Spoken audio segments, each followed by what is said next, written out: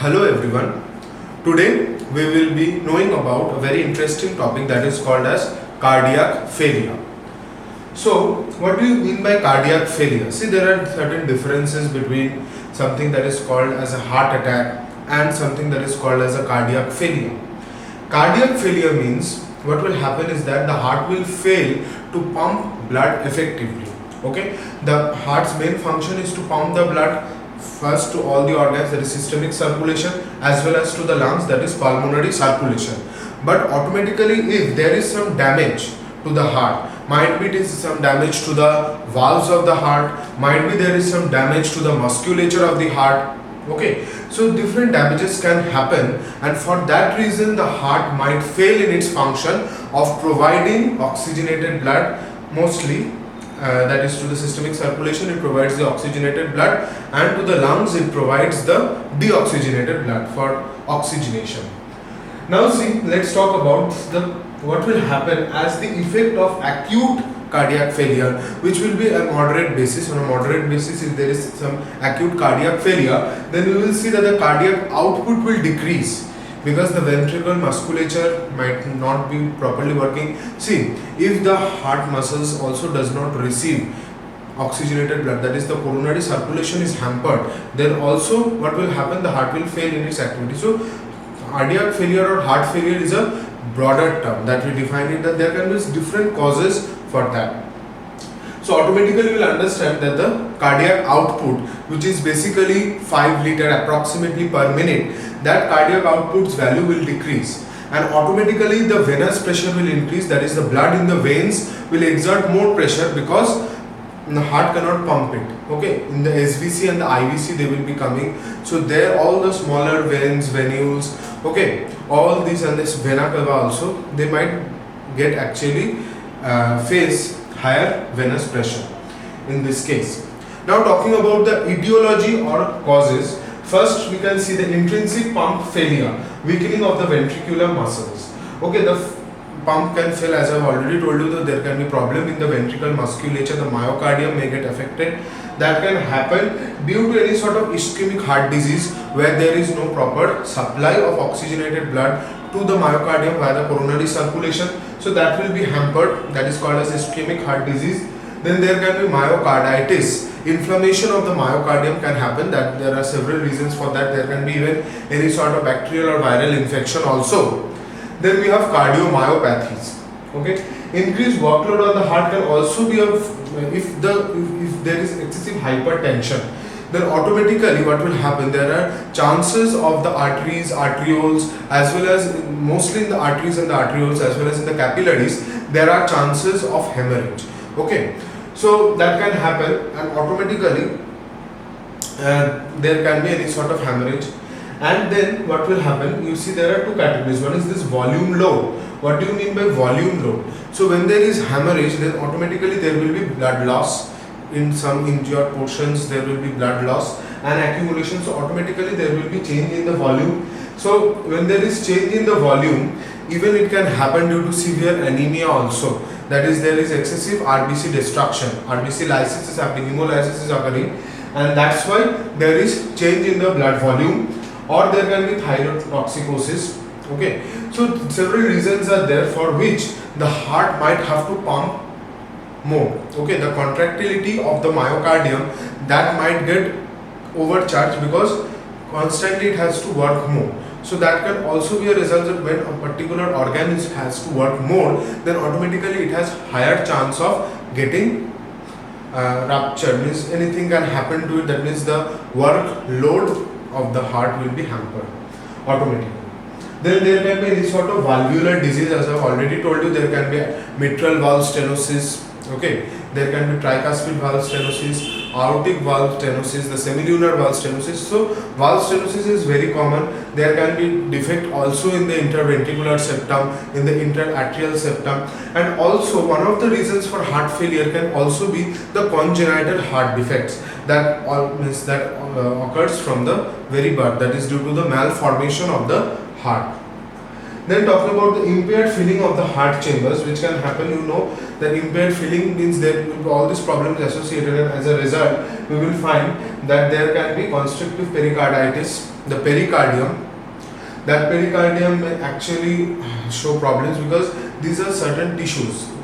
Mostly the myocardium. The myocardium has higher chance because myocardium is a very powerful contractile tissue. So that has a higher chance of getting ruptured, or there can be higher chance of any sort of dysfunction, right? Talking about the types, here we can see that under, if we categorize the cardiac failure, we will find the slow and rapid. On basis we can understand that it can be an acute heart failure. Acute heart failure and chronic. Chronic means it will happen slowly, okay?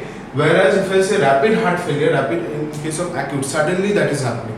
Acute heart failure, one of the causes, there can be large MI, myocardial infarction. Okay, generally if we check the ECG, we will find that the ST segment is elevated, that we call it as STEMI. That is basically called as ST elevation myocardial infarction. Okay, so that can happen. We can check the ECG at that point of time for diagnosis, and you know, in case of larger or in case of acute myocardial infarction, what will happen? Suddenly the person will faint, and before that there will be severe perspiration, there will be very much pain in the left side of the heart that will actually be radiating to the left arm due to the intercostobrachial nerve which is present, T2 supply. So that can happen, or there can be any sort of valve rupture, as I have already mentioned, as one of the causes. In case of chronic heart failure, we can understand chronic means it will happen slowly. So there will be myocardial ischemia. Now suddenly it's not that the coronary circulation fails. It will be in a gradual process. There can be any sort of atherosclerotic plaque also, which can actually result in stoppage of coronary circulation, and for that there can be myocardial ischemia. Then also there can be systemic arterial hypertension, as I have already mentioned, that due to hypertension the capillaries as well as the arteries, arterioles, they have higher chance of getting ruptured, and there can be hemorrhage, there can be loss in blood volume. So automatically there can be chances of hypovolemic shock. Now talking about right heart failure and left heart failure on the basis of sign. Now automatically you can understand right heart failure. That is, there are the same valvular defects can be there. There can be the semilunar valve that is present, that is the pulmonary semilunar valve. For the right side, we have the tricuspid valve stenosis. This can happen. As well as for the left heart failure, we can understand there can be bicuspid valve stenosis, as well as there can be myocarditis, and also the aortic semilunar valve malfunctioning can also happen. Okay. Now another category is there. One is the backward heart failure and one is the forward heart failure. So under backward heart failure, we can see that the ventricular failure will be there, and in that case the end diastolic volume, okay, the end diastolic volume will automatically fall, and for that reason there can be rise in the arterial pressure. Arterial pressure will increase, okay, because the ventricles are not functioning. The ventricles are not able to contract properly, so automatically the amount of blood, that is the stroke volume, the stroke volume will also change accordingly. The stroke volume will change, and also the end diastolic volume, that is the amount of blood that is remaining, okay, inside the heart, that is the end diastolic volume after the diastole, ventricular diastole, that is the end diastolic volume. So there will be change in the end diastolic volume, as well as there will be changes in the stroke volume. Okay, so in that case what will happen? The ventricles are ineffectively pumping blood, so the pressure will generally develop in the atria. Okay, so there will be atrial pressure increase and higher chances of backflow into the veins. So in these veins, especially in the superior vena cava and inferior vena cava, mostly in the inferior vena cava there will be higher accumulation, that is venous pressure will increase due to the backflow of blood. Talking about the forward heart failure, here we can see that there is diminished blood flow to the tissues. As a result, what will happen? The renal perfusion. Now it's very important to understand that what will be the changes whenever there is any sort of cardiac failure. Mostly the kidneys are affected to a great extent, because the kidneys' main function is osmoregulation, maintaining that one is the electrolytic balance as well as the water balance. That has to be maintained by the kidneys. So if there is any problem in that cardiac output that is generated, so automatically the renal perfusion value will change. So in this case, if there is a forward heart failure, that is, it is happening after the ventricles. That is, might be that the blood is not able to reach the kidneys. There can be any sort of arterial obstruction and all. So there will be renal perfusion will decrease, and for that reason there will be the activation of the renin angiotensinogen aldosterone system. That is, the RAS system will get activated. Right? Now talking about two causes, one is the compensated and one is the decompensated heart failure. Now compensated, now you can understand the compensatory. That is, if there is moderate acute cardiac failure, that means it is happening suddenly. So when there is sudden cardiac failure, you can understand if it is on a moderate basis. Now what will happen whenever, suppose whenever there is problem with the heart is not able to pump its blood, there can be several reasons to that. But what will happen when it is not pumping the blood? Automatically the pressure in the arteries, that will fall. So here when we see, there is the bifurcation of the carotid artery. Okay, the common carotid artery, that will get bifurcated into the external carotid and the internal carotid. So in that region mainly we have the carotid receptors, they are the baroreceptors. So they will sense any change in the pressure. So when there will be fall in the arterial pressure, so automatically you can understand that it will stimulate the sympathetic nervous system. At that point of time in the heart, there will be no parasympathetic stimulation. There will be simply sympathetic stimulation, and what will the heart do? It will try to recover its original state. Okay, the sympathetic stimulation will happen, and it will, there can be the chemoreceptors will also get activated, CNS activation will be there, and everything will actually influence the sympathetic system activation. And when sympathetic system gets activated, so automatically the heart's activities will be compensated. Slowly the heart will actually try to bring everything under its control. Okay, that is the natural compensatory mechanism of the body.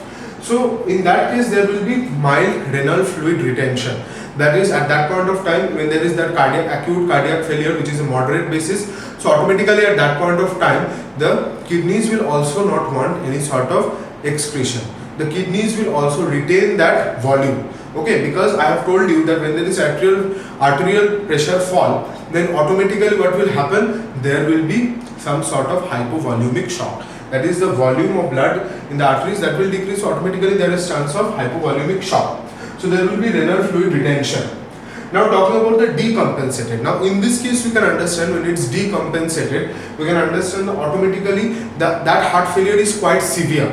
Suppose there is very severe myocardial infarction and there is complete loss of blood to the coronary circulation. Okay, the coronary circulation is not functioning properly, and in that point of time what will happen? There will be heart failure beyond repair, and in that case even the cardiac output that will not cause proper renal function, because automatically the cardiac output will drop to such an extent that it cannot cause proper renal function. So overall we have discussed in short about the cardiac failure. Now talking about the treatment of decompensated heart failure or cardiac failure. Now in that case, whenever there is this kind of cardiac failure, if we see that the person is fainting, we check actually if there is a cardiac arrest or not. Cardiac arrest means suddenly there can be so much stress on the myocardium that the heart muscles stop beating. So that is called as cardiac arrest, and in that case we generally have to perform the CPR instantly.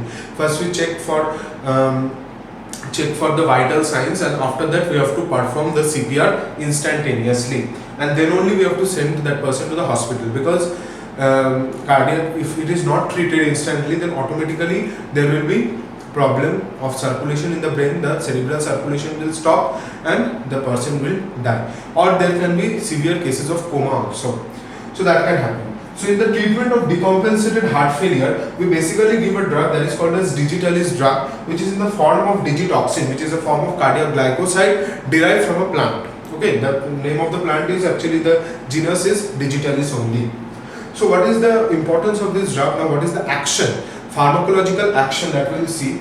First we know that sodium potassium ATPase pump. So the function of sodium potassium ATPase pump is to send 3 sodium ions outside into the extracellular fluid, and in that exchange it will bring about 2 potassium inside. It's a pump, that is, it is acting against the electrochemical gradient. So automatically you can understand there will be use of ATP. So when what will happen, this drug will inhibit this sodium potassium ATPase pump, and for that reason the sodium will not get excreted into the extracellular fluid, so that will get retained over here. So intracellular levels of sodium will increase in this case. And another thing that will also, it will hamper the calcium sodium exchange pump. And you know that calcium plays a major role in myocardium contractility and excitability. So here calcium is very important.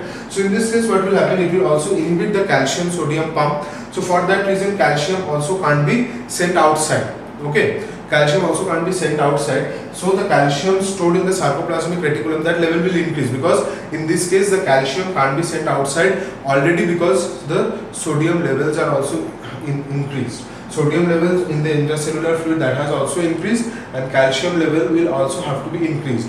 Because if this pump works, then what will happen? As sodium is, so exchange will be there, automatically this pump will again bring sodium inside and excrete calcium outside. So that's why when this is inhibited, so calcium will also be retained, and the calcium will get retrieved to the sarcoplasmic reticulum, and automatically it can perform that function of contractility and excitability of the myocardium. So that will restore the proper contraction that we generally give.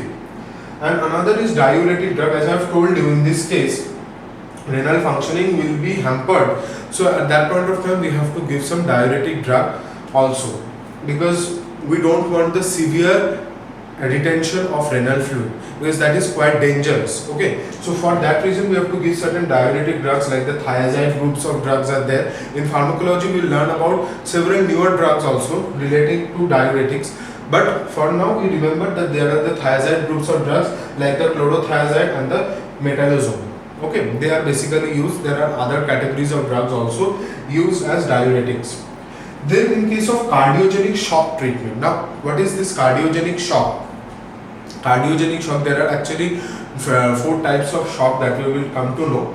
So just remember that if there is any sort of this decompensated heart failure, that will actually cause cardiogenic shock to happen. That is, the heart muscles will completely get paralyzed, and might be there is no effective pumping. So you can understand that the venous output, the arterial output will decrease, automatically the venous output will decrease. So overall there is hampered of blood supply to the entire body. So in that case there can be several atherosclerotic plaque also formed, as I have told you. So that can also happen, which is again preventing coronary circulation, and automatically we have to then perform the coronary bypass grafting. We have to check all the things properly, and then we have to perform the coronary bypass grafting. Or we can also perform catheterization, and we can actually apply streptokinase. We all know streptokinase is a very good clot buster. It will actually dissolve the clot present. If there is any sort of atherosclerotic plaque formation or there is emboli formation, then they can be dissolved by streptokinase. So this was a very short, and just we have to understand the different types and the main causes of cardiac failure. Okay, thank you.